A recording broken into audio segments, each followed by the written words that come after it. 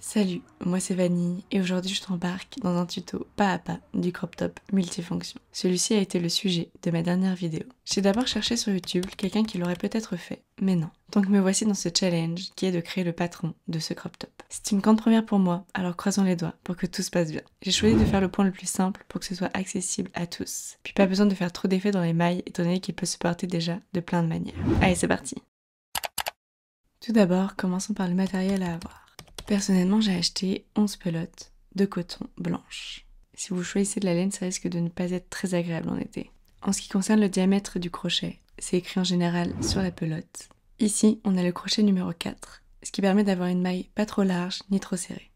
Allez, on est parti, on commence notre crochet. On commence bien sûr par dérouler un peu de longueur de fil pour être plus à l'aise. On vient ensuite à l'extrémité pour créer notre première boucle.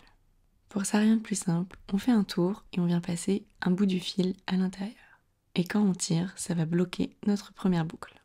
Essayez de le faire assez loin de l'extrémité pour avoir une assez grande marge de manœuvre. Il est maintenant temps de prendre l'outil en main, de l'insérer à l'intérieur de la boucle et de resserrer.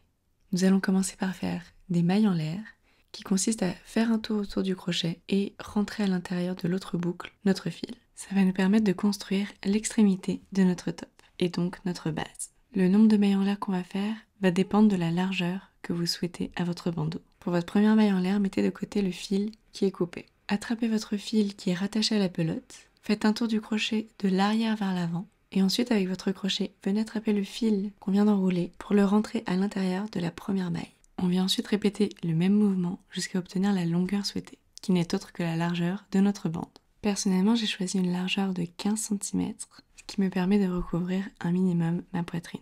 Une fois qu'on pense avoir terminé, on vérifie et on complète si besoin. Il est maintenant temps de construire la longueur de la bande. Pour ça, on refait une maille en l'air et on va commencer à rentrer dans les autres mailles. Si on saute une maille, ça va forcément décaler notre crochet. Donc pour éviter ça, on fait une maille en l'air, on rentre dans la première maille qui est juste en dessous de notre crochet. Une fois qu'on est rentré, on fait un tour avec notre fil de l'arrière vers l'avant. On vient ensuite sortir notre fil de notre maille et on se retrouve avec deux boucles sur notre crochet. On vient ensuite reprendre de notre fil en faisant le mouvement de l'arrière vers l'avant et ce fil, on va venir l'insérer dans nos deux boucles qui sont présentes sur notre crochet. Voici le mouvement de base. On vient ensuite répéter le même processus sans la maille en l'air. La maille en l'air, elle est réservée que pour les extrémités et nous permet de faire demi-tour. Donc pour le mouvement suivant, on rentre dans la maille, on prend un bout du fil, on ressort, on refait un tour avec notre fil et on passe dans les deux boucles. Et on va répéter ça pour chacune des mailles qui sont présentes sur la longueur de notre début de crochet.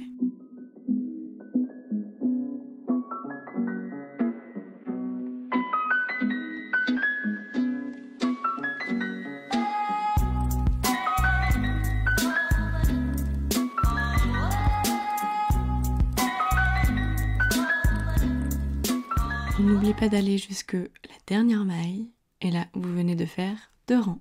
Notre haut commence à se construire et on va continuer le même mouvement. Et comme je vous l'ai dit tout à l'heure, pour faire demi-tour, on fait d'abord une maille en l'air et ensuite on vient repiquer à l'intérieur de la maille qui est juste en dessous de notre crochet. On va répéter la même opération jusqu'à ce qu'on ait la longueur souhaitée qui correspond au minimum 2 fois le tour de notre taille.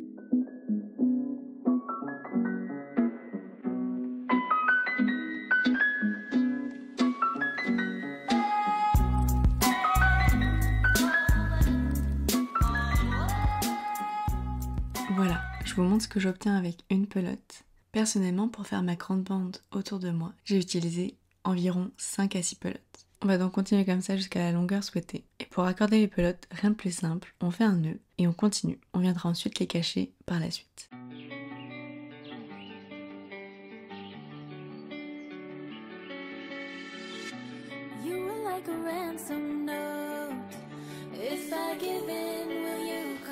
Nous voici donc avec une énorme bande et je crois qu'elle est à ma taille. Donc pour vérifier, on l'essaye.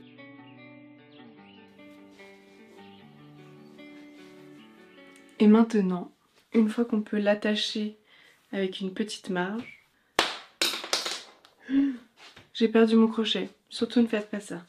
Franchement, j'ai juste fait un nœud et ça tient vraiment plutôt bien, même très bien je dirais. Franchement, on peut le laisser comme ça, mais je pense qu'il faut un peu élargir parce que sinon on n'est pas assez maintenu au niveau de la poitrine. Et donc maintenant, ce qu'on va venir faire, c'est ajouter les deux bandes. Cette longueur, elle va être égale à la longueur de notre épaule. La bretelle part du haut du top et descend jusqu'en bas du nœud du top. Et c'est parti, go créer les 2 bandes. Donc, on a besoin de savoir le milieu du crop top. On le plie en 2 et je vais mettre un trombone ou quelque chose qui peut me faire un repère. Et là on est parti pour du crochetage. On est parti pour faire du crochet. Bon, notre objectif ça va être de rejoindre notre trombone du milieu. Et ce trombone du milieu deviendra notre haut du top. On va donc aller rejoindre ce trombone avec le même point que d'habitude. C'est-à-dire, on rentre dans la maille, on prend du fil, on ressort, on refait un tour d'arrière en avant avec notre fil et on passe dans les 2 boucles. Et on va répéter ça tout le long jusqu'à atteindre notre repère.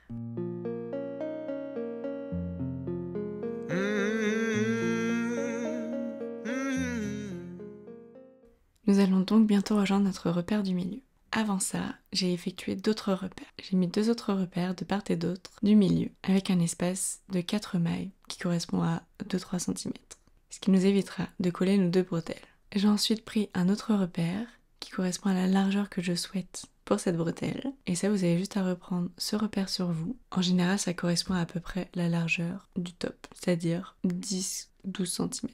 Une fois qu'on a nos repères, on vérifie bien qu'ils sont bien tous alignés et on va pouvoir commencer à crocheter. On va procéder comme d'habitude, avec les mêmes mailles, et on va rejoindre chacun des repères en s'arrêtant juste avant. Ensuite, on effectue un demi-tour et on rejoint l'autre côté, pareil, avec les mêmes mailles. Vous devez maintenant être rodé avec cette maille. On en a fait des millions.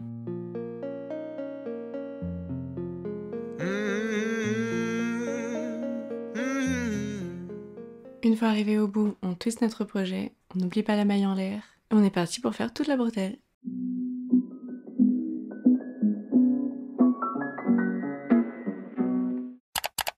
Il est donc maintenant temps de passer à la 2e bretelle et après on a fini. Enfin, en vrai, cette bretelle, elle m'a pas pris beaucoup de temps comparée à cette immense bande, mais en même temps, elle fait 2 fois le tour de moi, donc forcément, elle est immense. Et donc pour ça, on va juste redescendre par ici, hop, et on commence.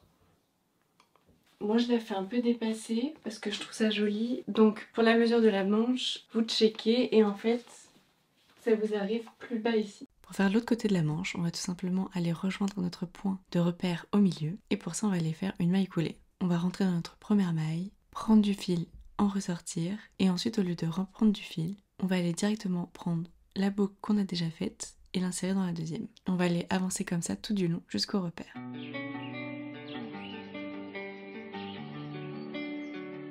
Une fois qu'on est arrivé à notre repère, on va aller enlever tout simplement nos trombones pour nous libérer le passage et aller rejoindre notre autre trombone rose. Et on avance en maille coulée.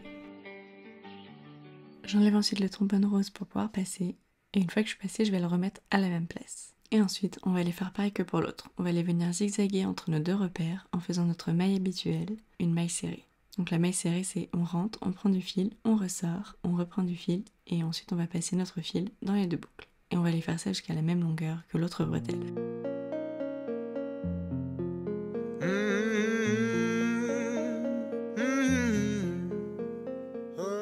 Là, j'ai fini de coudre, de crocheter les 2 manches, ce qui donne ça à l'arrière. Là, on arrive à la fin. Il ne reste plus qu'à savoir ce que vous voulez. Soit on les laisse pendre, ou soit on peut faire un rabat, comme ceci. Et comme ça, on va pouvoir y insérer les lanières.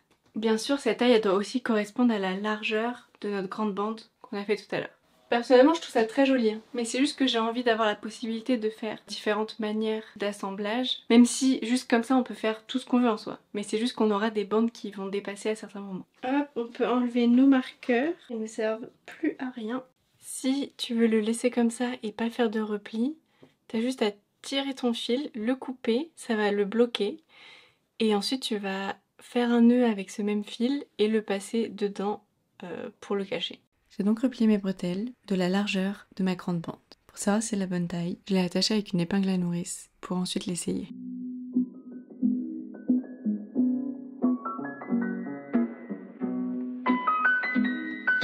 Et ensuite tu viens essayer si c'est si ça tombe quand tu t'assois. Je sais pas, teste des mouvements, danse, amuse-toi quoi. Moi ça m'a l'air d'être la bonne hauteur.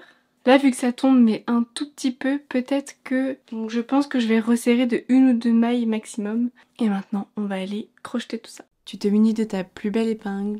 Personnellement, j'ai pris le fil qui dépassait de ma bretelle. Mais si t'en as pas, t'en reprends un bout et tu fais un nœud. Et ensuite, on va venir faire des tours comme si on allait coudre à la main, avec un point des plus classiques. Personnellement, j'ai fait un point qui repartait vers l'arrière pour être sûr que ce soit bien sécurisé. Et voilà, et tu refais un nœud à la fin, et c'est fini.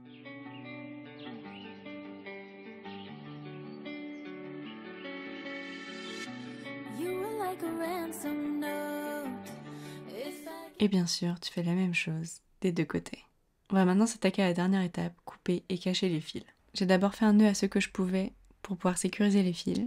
Et ensuite, je suis venue reprendre mon épingle et je les ai passés dans mes mailles. Et tu fais bien sûr ça sur tous tes fils. Pour ceux qui sont vraiment très courts, ma technique c'est de d'abord mettre l'aiguille et ensuite de passer le fil dans le chat de l'aiguille. Et une fois que c'est bon, tu coupes et c'est fini. Et enfin, tu vas pouvoir profiter de mettre ton top. Et ce, de toutes les manières possibles.